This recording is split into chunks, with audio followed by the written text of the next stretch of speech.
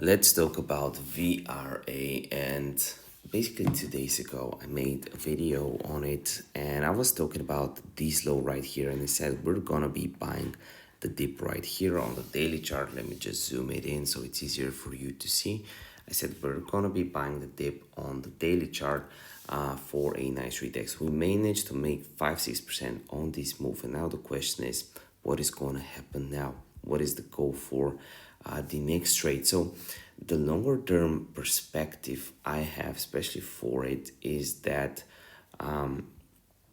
we will be basically using this area right here as a strong support.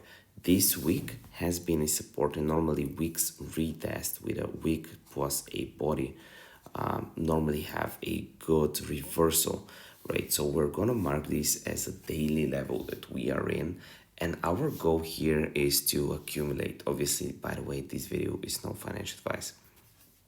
What you can see though right here is we can see good opportunities. First of all, Bitcoin is between bearish and neutral, so we want to be mainly buying dips.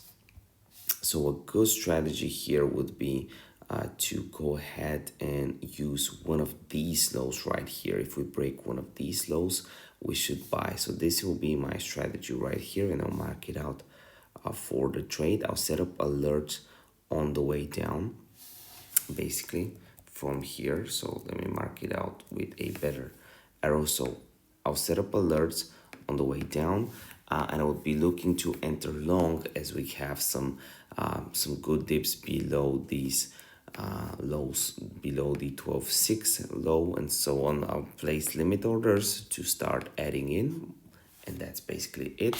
If you want to learn more about my strategy, I'll have links in the description down below to my course. I made it pretty cheap, and also to my signals group. I'm adding in new lessons for futures, and also if you want to grab 8 grand worth of bonuses, welcome gifts, I'll have links to BingX in the description down below. Do check them out.